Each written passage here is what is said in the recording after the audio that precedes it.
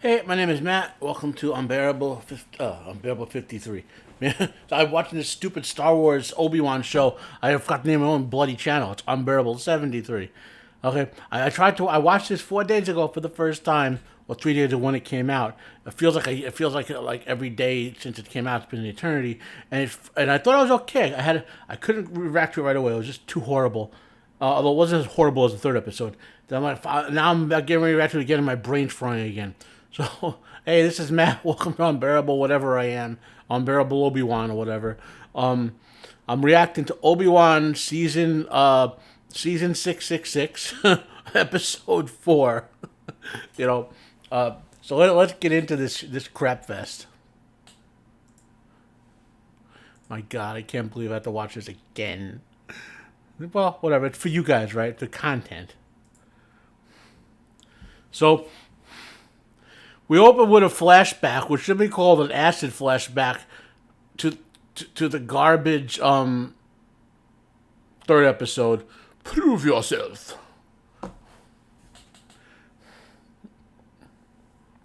Man, I'll never understand.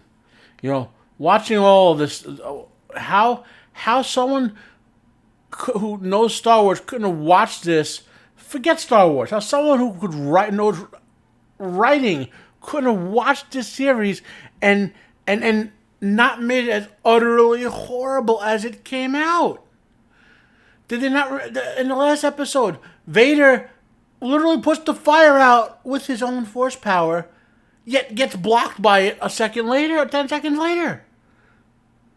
Routinely hovers people in the air with the force, including Obi-Wan. You can't grab him like he did, pulled him to the fire from the same distance. You can't grab him and just put him back in the fire and kill him that way. Well, kill us all, Vader. Force choke us all for having to watch this.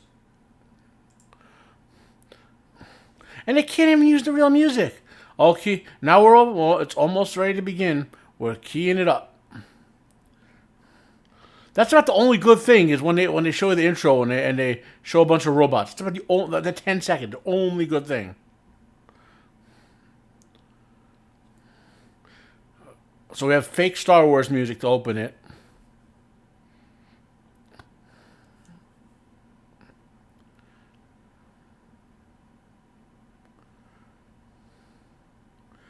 And this is where Obi-Wan wakes up after after having been recovered by because Vader couldn't just grab him and pull him through the fire, burn him again. Couldn't break his neck from a distance. Couldn't just chuck his lightsaber like he did in with pinpoint accuracy like we've seen him doing multiple times before. Couldn't do any of that. No, couldn't drag him through the fire. Couldn't put the fire out, walk over him, smash the lightsaber into his skull. Couldn't do any of that. No. Couldn't redirect any of the blaster fire into Obi-Wan to kill him. Couldn't do any of that. And now we start knowing Obi-Wan is wounded, right? We know he's going to get medical care. So now they're wasting 30, 40, 50 seconds with Obi-Wan having visions and showing people recovering him and getting to a back to tank. He should just start in the back to tank. Just start there. That's already 30 seconds of time you wasted when you could be storytelling.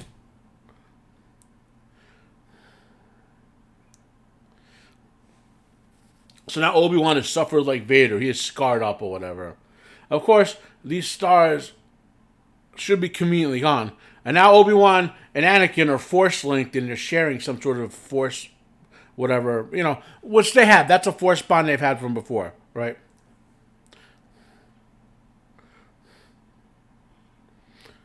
Vader, you should have killed me. Well, how about that? They should have killed us all when they had the chance before this garbage happened.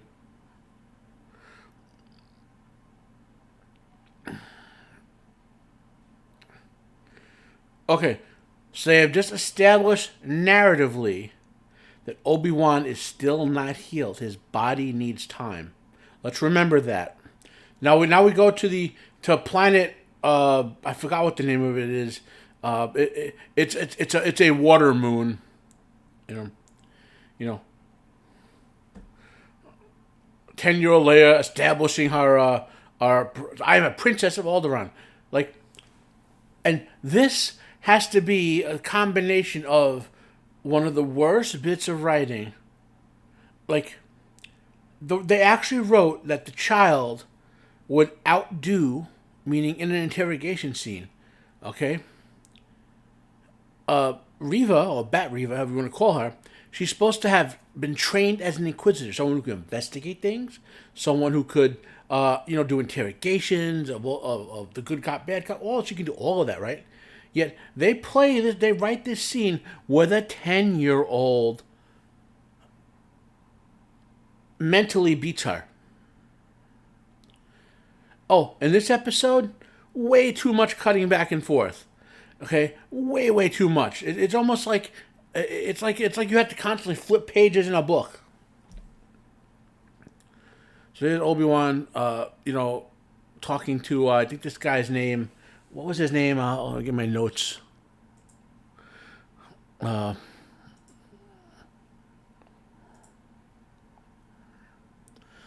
Obi-Wan. Obi-Wan tells a guy who's running an underground called The Path for Force people, Force sensitives, for like 10 years or whatever. He goes, you have no idea what the Empire is capable of. Obi-Wan's been isolated on a planet for 10 years. What does he know what the Empire is capable of? Yeah, fine, you had the Order 66, and you had the younglings, whatever. But as bad as that was, that's nothing as bad as what the Empire's been doing for 10 years, or Obi-Wan isolated on the planet. Again, writing. Pay attention to it. Or, to paraphrase Samuel Jackson, writing, mother bleepers, do you know how to do it? Okay. So now, when we don't need a cutscene, we get one. Okay? Now they're describing the water moon where the Inquisitor base is. And their intel shows Vader's still on his ship. Why you would call something Fortress Inquisitorius, that's an English euphemism, don't know.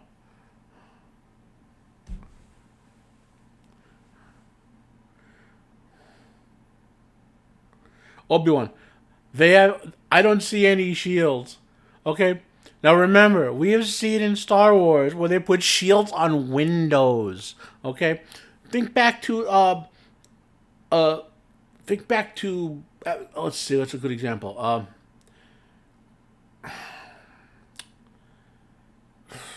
Think back to the prequels where they had shields on the doors that prevented Obi-Wan and it made it difficult for Obi-Wan and Qui-Gon to cut through the door.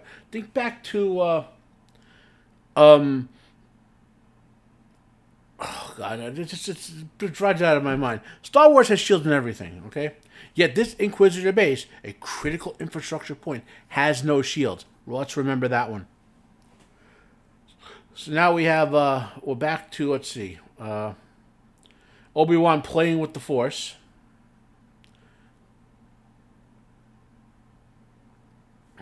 Now what they're doing is, okay, here's another, remember, their Commander Kala, I still don't got her name down completely, okay?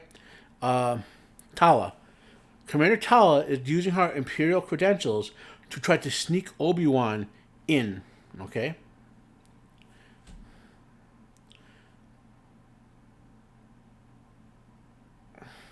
Now, we had a similar scene to this in Return of the Jedi, when they used old codes, which they said were good, but they were suspicious. The Empire showing security, and Vader let them through because he knew who was on board. Transition back to Bat Riva interrogating Leia.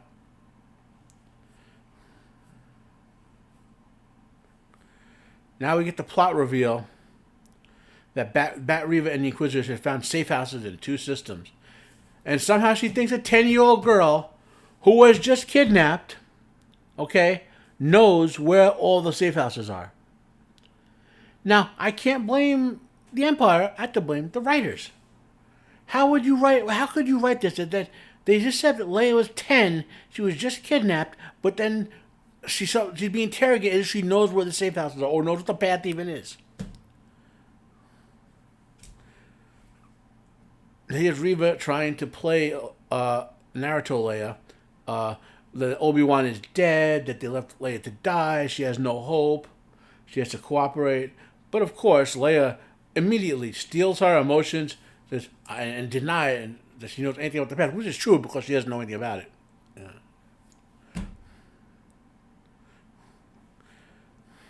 Leia immediately steals herself. You can see her facial change. The kid actress, is a good actress, by the way. So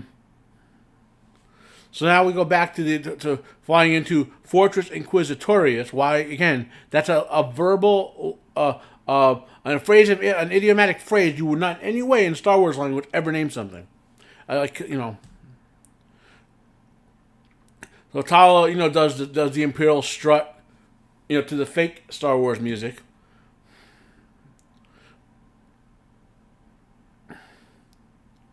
Now remember, Star Wars security coming up here.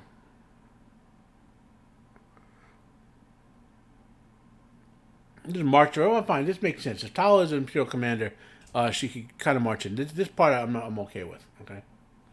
But they established this is something like about at least 150 meters she has to go.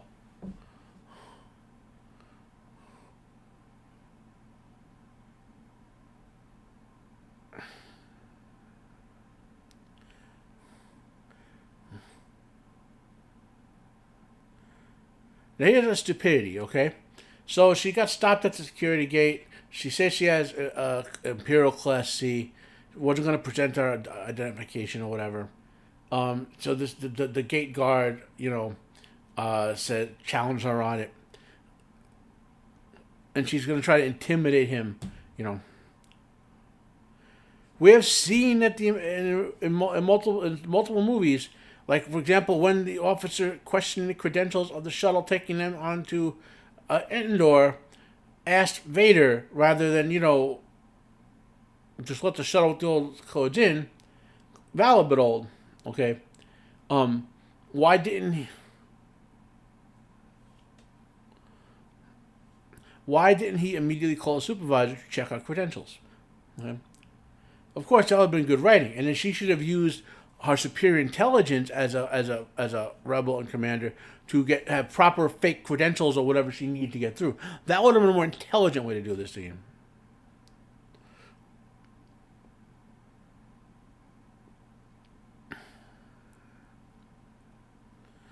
Now, there has to be. Okay, now we transitioned Obi-Wan swimming underwater, using like I guess Jedi Navy SEAL training, which fine, we've seen this stuff before. I'm not gonna go. I'd rather not to be too critical about this nonsense. Yeah, it's just.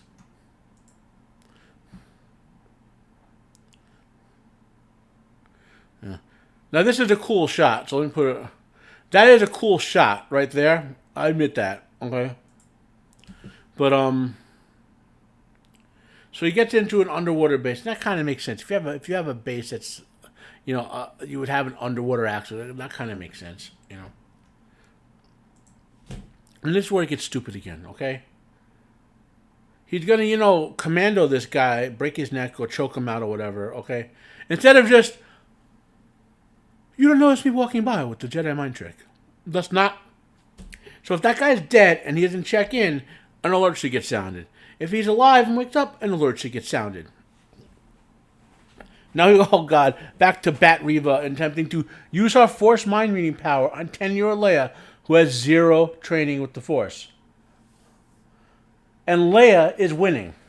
10-year-old Leia, who we know from canon, said in Disney's own Star Wars that she didn't get any training in the Force as she was older, okay? She basically beats her with the Force. Reva had training, a decade of training. Right?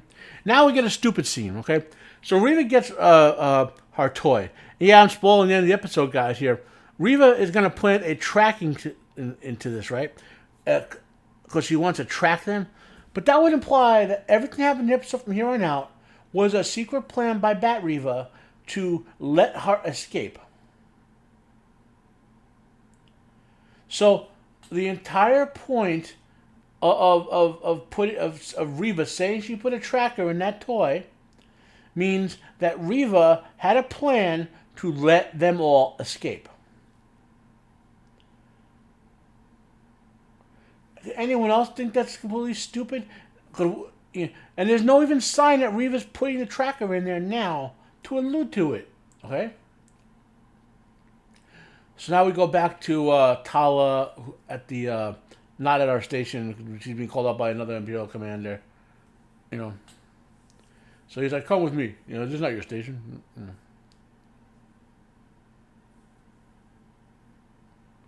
And Tala murders this guy, basically. Fine, that makes some sense, you know. And there's some sort of security probe wandering around the hall that Obi-Wan is dodging, okay?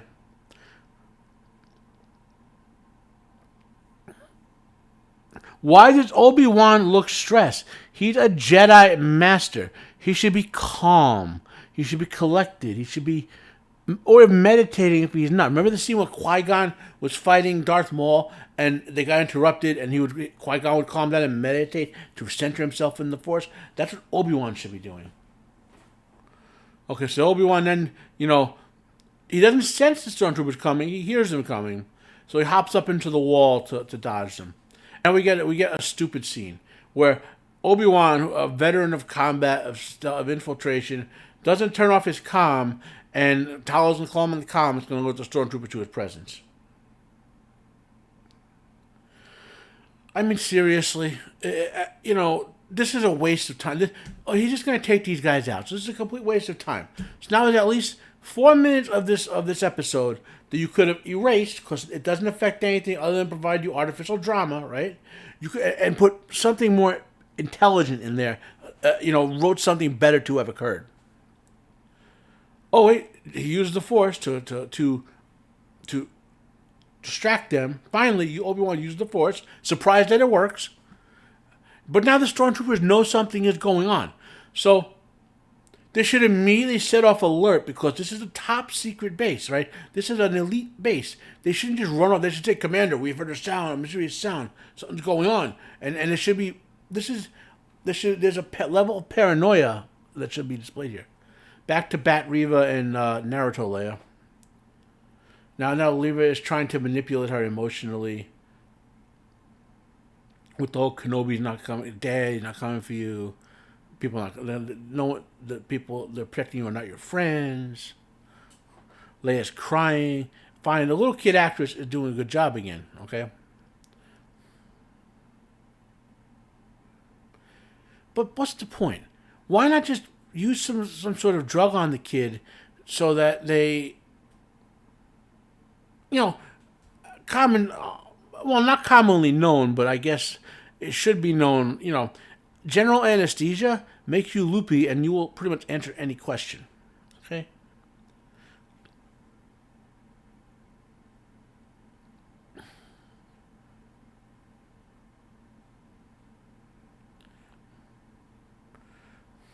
Now, another Reva-ism. Reva says, I'll give you my word when Leia asks if no one get hurt and put your hand on her heart.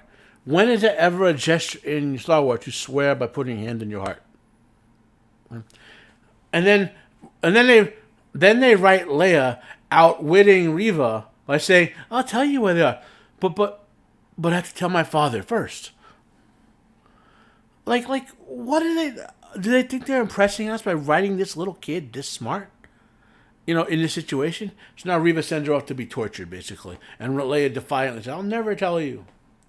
So now we get to the horror show, which for some reason, well, I guess maybe this is from the cartoon, the show. We'll get to. So the Stormtrooper is carrying like a sack of potatoes under the arm, and they're putting on to some sort of rig.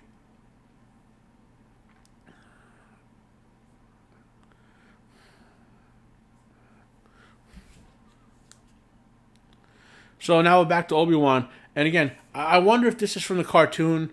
He's in a hall where basically they have preserved bodies of people the Inquisitors are taking. These are all callbacks, by the way. I don't recognize all of them, but one of them is a youngling from the Jedi Temple. Another one's a Jedi Master we saw Order 66 take out. Reva marches in and furious to Leia, you're going to tell me what you want to know. Now, if you pay attention on this scene, okay, the director or film editor forgets where the clip is, and I'll get back to it when it happens. Okay. So Leia's in a machine where some sort of probe is gonna like penetrate her skull. Why she thinks? Anyway.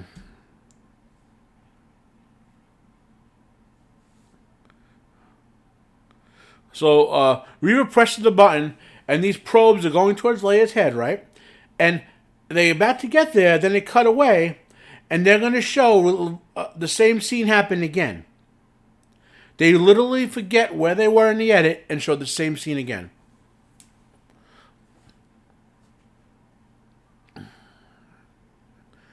Obi-Wan, while he's in the moor, the hall of dead people, hears Leia scream, help me. And he wants a distraction. Now, again, this is stupid. This would have been a cool place had Reva been a serious character to have Obi-Wan have a good fight with Reva. Well, he overwhelms her, but he still, you know.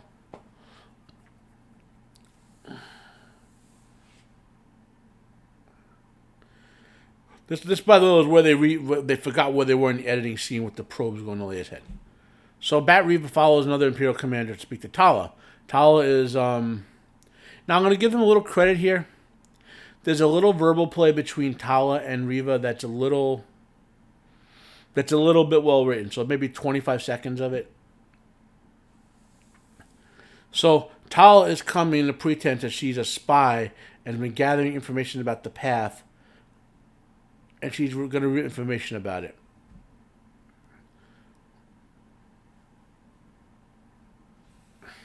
Now, I'm going to assume that the Inquisitors are not as good at detecting lies with the Force as, say, a Jedi is. I'm just going to assume that. Okay, so not this bit about Reva goes and classic question line. That's horribly delivered. But the next line, okay, so now we get a scene that some people think is cool, but like Obi-Wan, you know, rather than just force knock them out, just lightsabers them.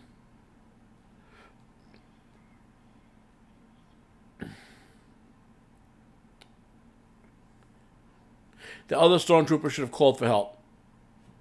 Remember, we had the other stormtroopers wandering around the building searching for someone, and they never checked in.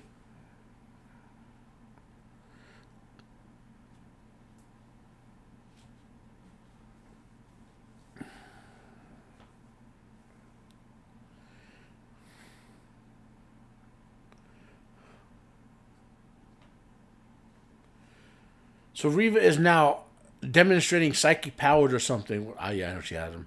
But, like...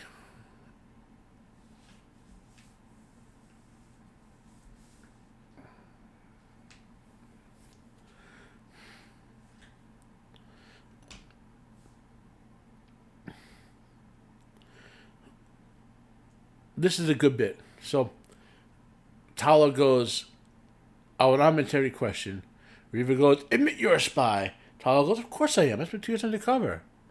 And she actually uses the whole bit.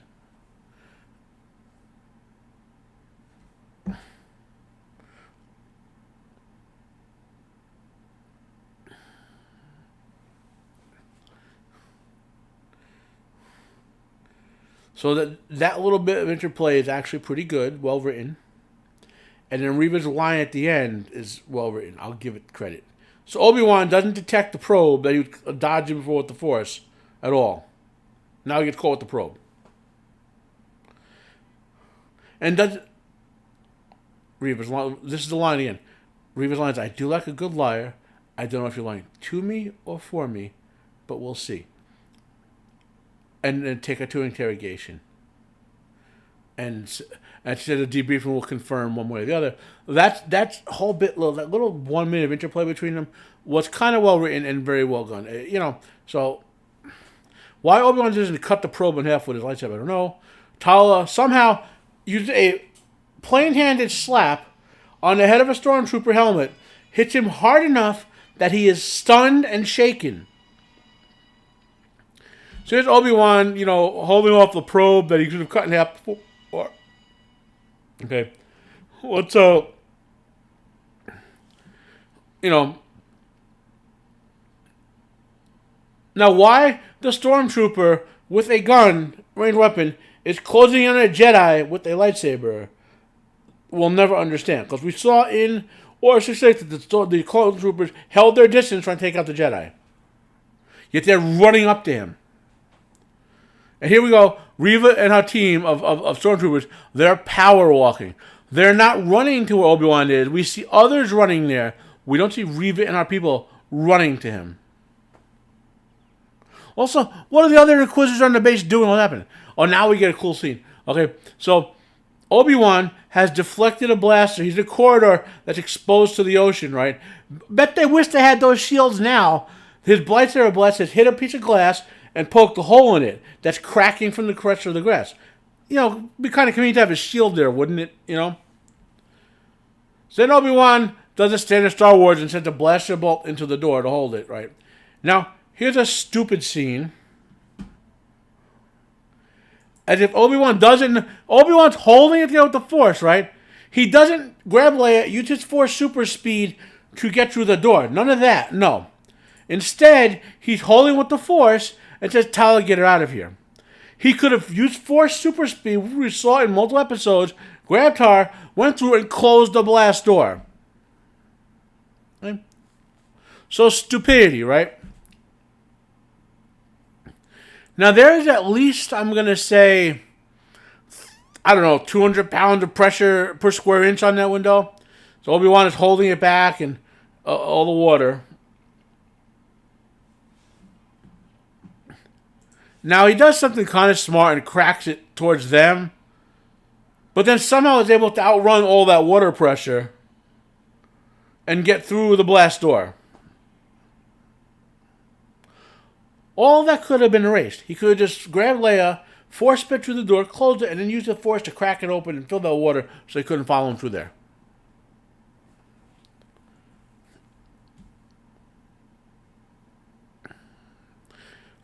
Oh, and now we have... Oh, you gotta see this. So, let's go to... Okay. Okay, so...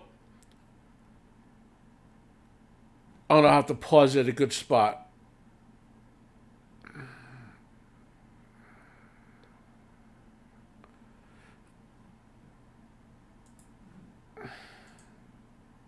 This is... Okay, here, right here. Okay. So their cunning disguise is Obi-Wan, who should be recognized by now if he wasn't before, in a beard, right? With a big oversized Imperial coat, with Leia hidden underneath his coat, right? Underneath his coat. You could actually see their feet. If I want to see if I play them, we can see their feet. Let's see if we can do it. I mean, seriously. You'll actually... Okay, so... I'm not going to show too much because I don't want to get dinged by Disney, but you can see Leia's feet under the coat, and no one notices. No one notices this strange-looking guy wearing an Imperial overcoat that's way oversized with so it looks like a small human underneath his coat. None of these trained elite soldiers. None of them.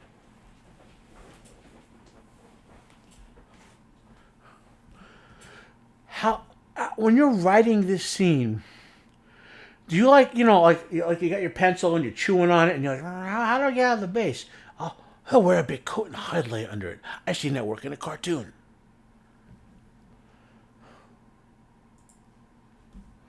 Okay, so now they're heading towards a ship, right? They're walking towards a ship, and now Bat Reva and the Power Walker Rangers arrive. Finally get there, okay?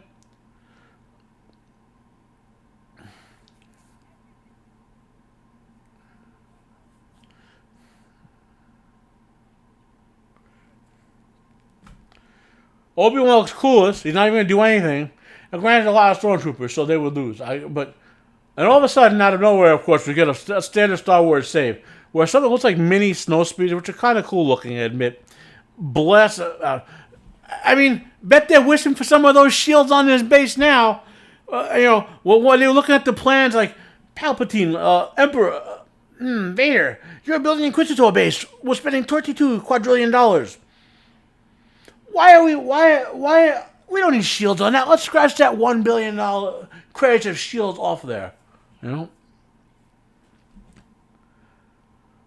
Somehow Reva, who is running, can't catch up to them who are trotting.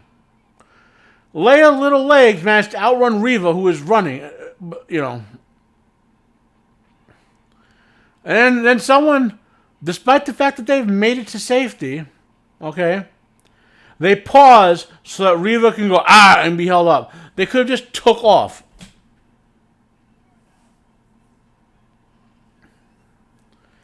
Now, some sort of someone gets something chucked at them with the Force and blows it up, kills off the guy who named it Fortress Inquisitorius.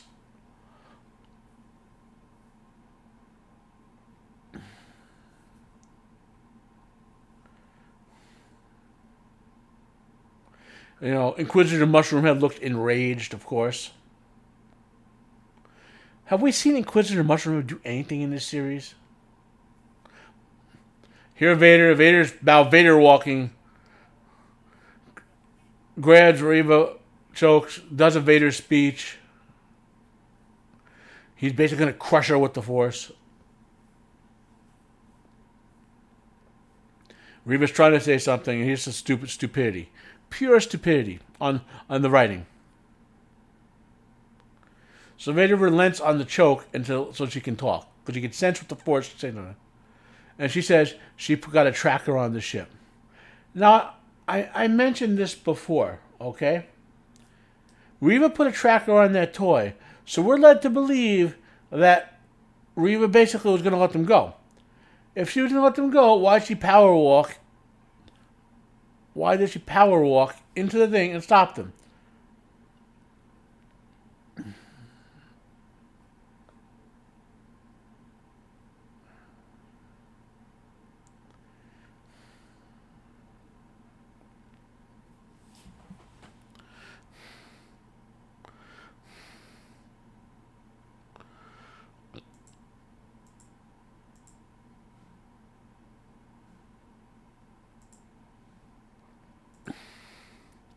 Now the episode's basically over. This is basically what all of us were hoping would happen. That Vader would just come in and just kill Reva, kill Mushroomhead, kill the other woman in the background. Just a crap show.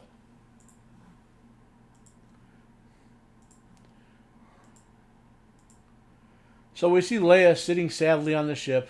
You know, the rebels are all like, the members of the Path, I should say, they're all commiserating on some bigger ship, and then we're gonna see Leia's. Now here, a cool little. Leia reaches out to Obi-Wan, and he comforts her. There's been about you could edit. There's like, again, showing that the actors who play Obi-Wan and Leia have great chemistry together. There's like the fifth scene like this where the two of them act very well together. And it's a shame that's destroyed in its writing by how atrociously this has been written.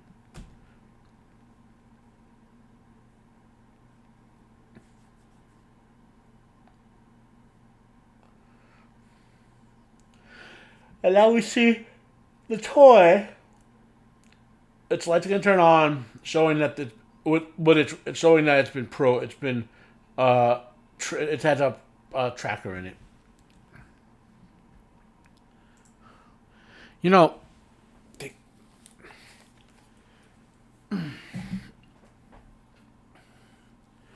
watching this thing, I swear, I admit, maybe you're watching me because you want to see me rip it apart or whatever. I get that because I'm honestly, I'm gonna do the last two, and and now I'm hearing the rumor is. Let's see if I can find it while we're talking. The rumor is that they've changed the ending.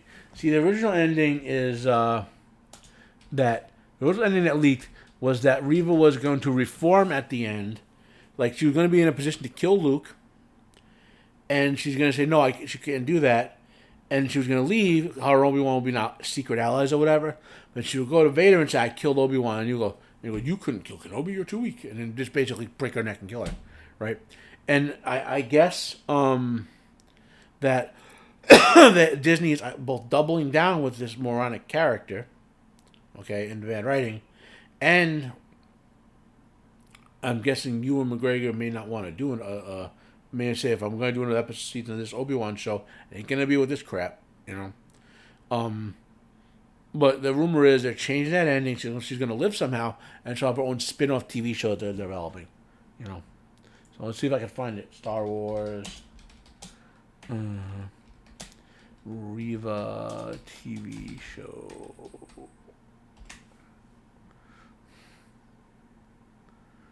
News.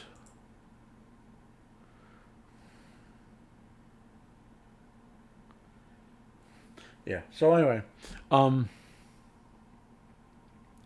that's Obi-Wan episode 4. That nightmare of horrible writing. Not quite as bad. I mean, there's nothing like even the Book of Boba Fett with the Boba Rangers, right? That was just comically bad. Okay, that scene in the third episode with Vader and the fire and all that. That was probably the worst written Star Wars 5 minutes ever. And this episode with some of the nonsense was worse.